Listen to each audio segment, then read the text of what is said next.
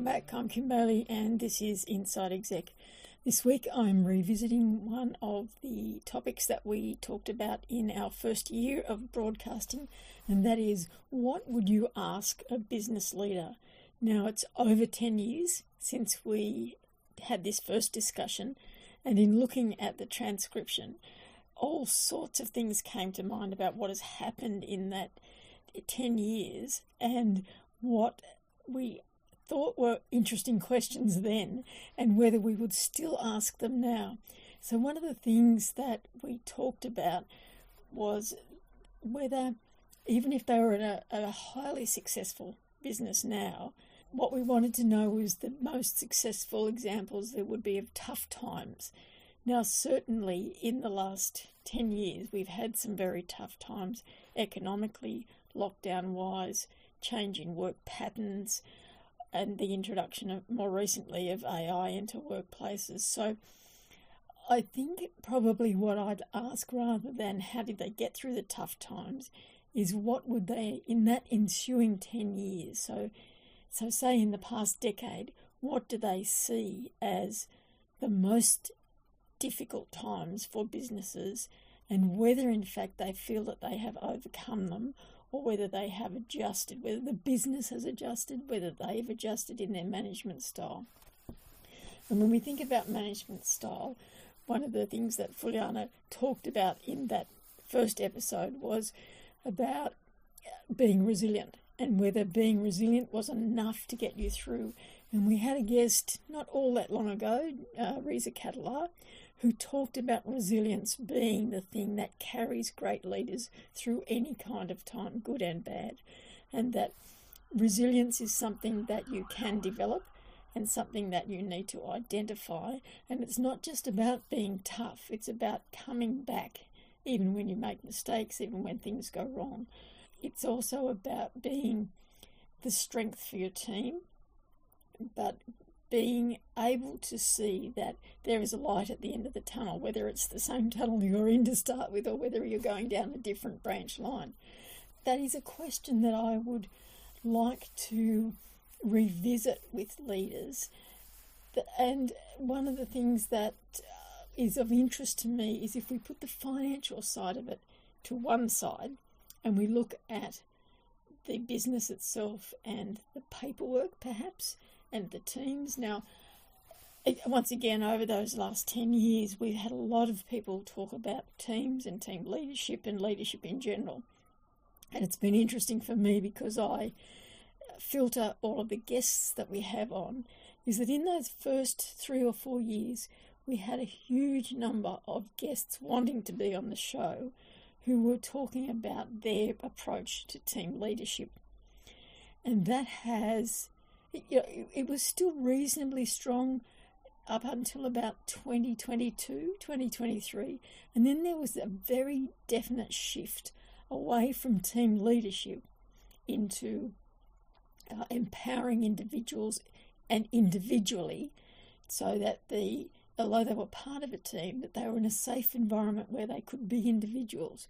We also saw an increase in the number of guests who wanted to talk about neurodiversity and inclusion, and we went through a period of time where there was very much a focus on mental health and well-being in the workplace, and that seems to have taken a little bit of a step back. I know we've still got one of our guests that spoke to us quite at length in one of those times has still got a business that is very busy in that sense, talking to senior executives about their own mental health and protecting themselves from the ravages of being in business. But it would be interesting, I think, just to ask leaders what they see has changed in that decade in terms of how they lead, what information they look for, and what they see as the important lessons they have learnt in that period of time. Another of the questions we thought would be interesting would be to see whether these particular leaders had learnt something from another industry, and what was the most surprising thing that they learnt from another industry. I guess we feel that because of the increase in podcasts and in video and in information generally and information sharing, that there's a lot more opportunity for you to learn from other industries as well as other businesses. And so I would hope that I would see that a good leader would be able to tell me what has changed from when they started out in business and how they learnt those lessons, with not so much what they learnt internally in their own organisation, but what they learnt externally, whether it was through networks, whether it was through attending open days or seminars or gatherings of some description, whether they learnt from new employees who'd come from other industries, whether they learnt through their teams, that sort of thing is just, and how much that changed the way they approached their leadership and their business, and we look at it as two separate things. Leadership is one thing and the business is another thing.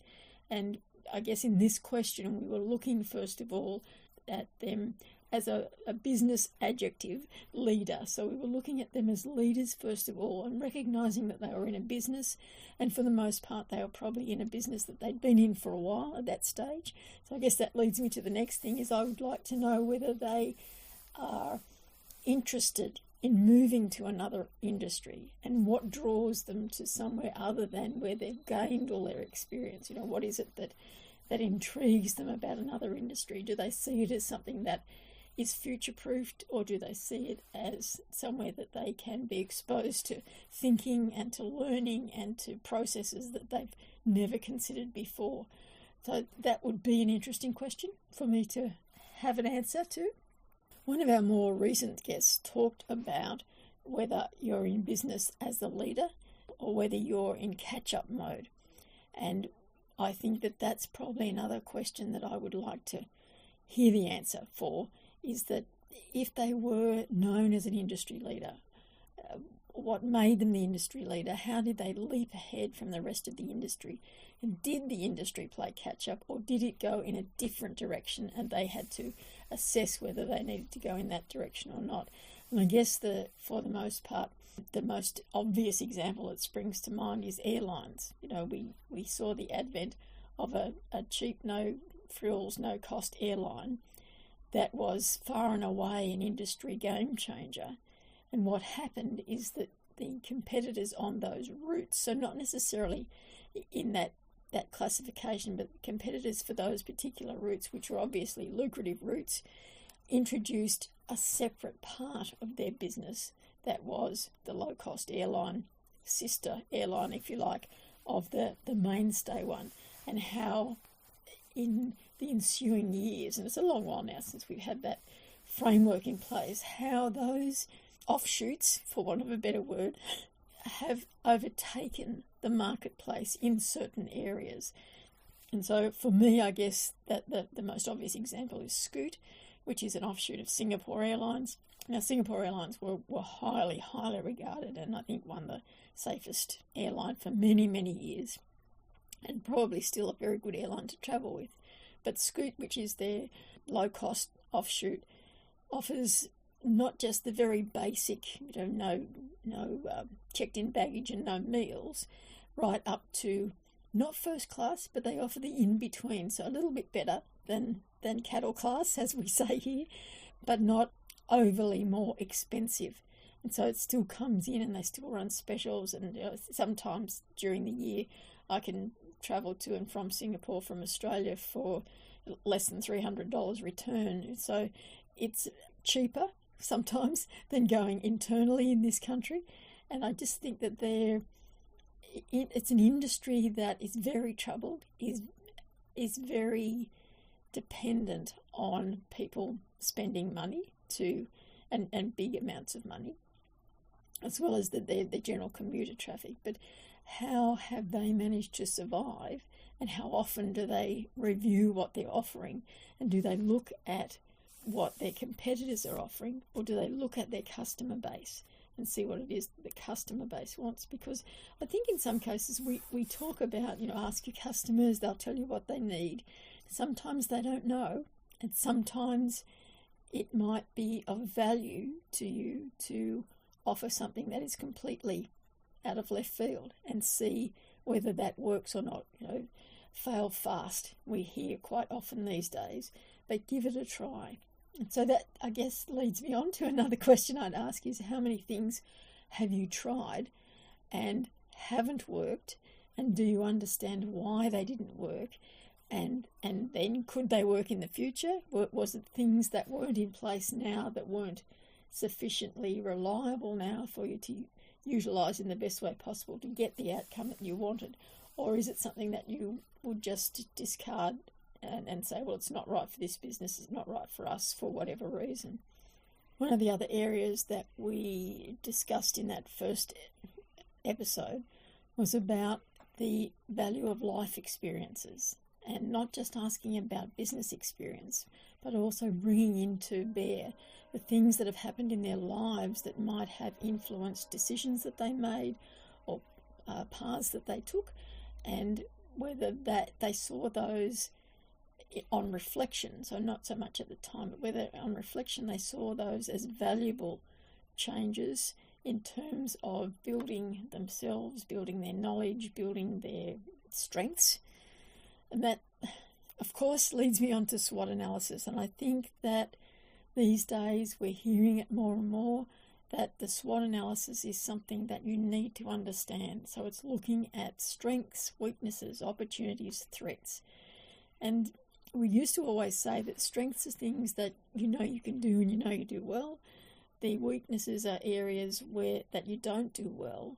And sometimes the weaknesses can be opportunities, because you can identify that these are weaknesses. So the opportunity there might be to do something about that, to bring it into the strengths category, or to discount it altogether and not try and address it. But also there's other opportunities, obviously, that come your way that are not related to things that you've identified in strengths or weaknesses. And the threats used to always be things that over which you had no control. So it was things like regulations from outside, compliance, the things that some external body determined for you.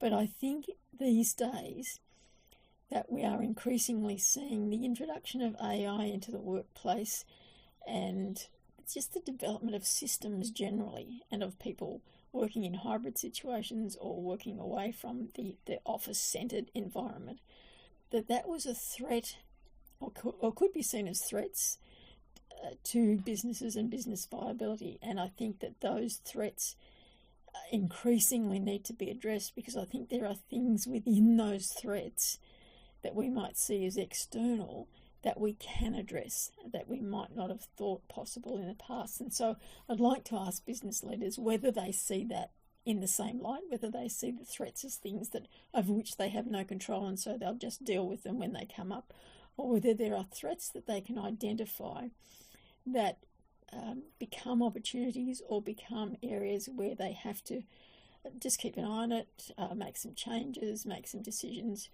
or whether it goes into the strengths if they have addressed it. So an interesting spin on what has been a system of business that's been around for a long, long time.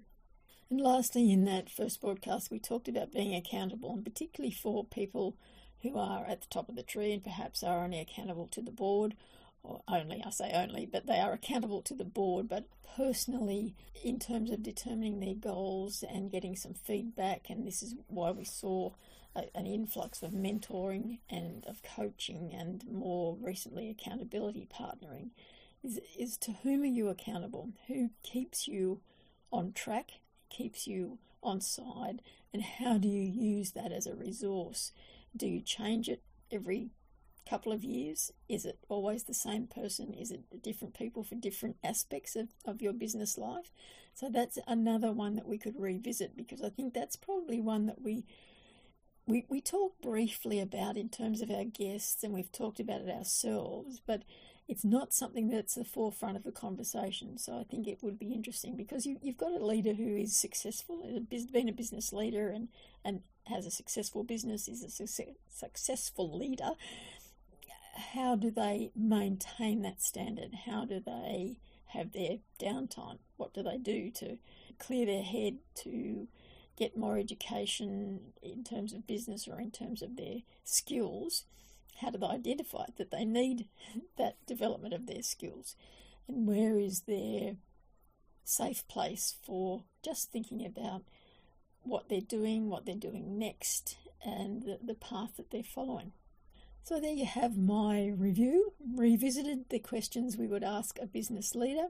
I'm Kim Bailey, and this is Inside Exec.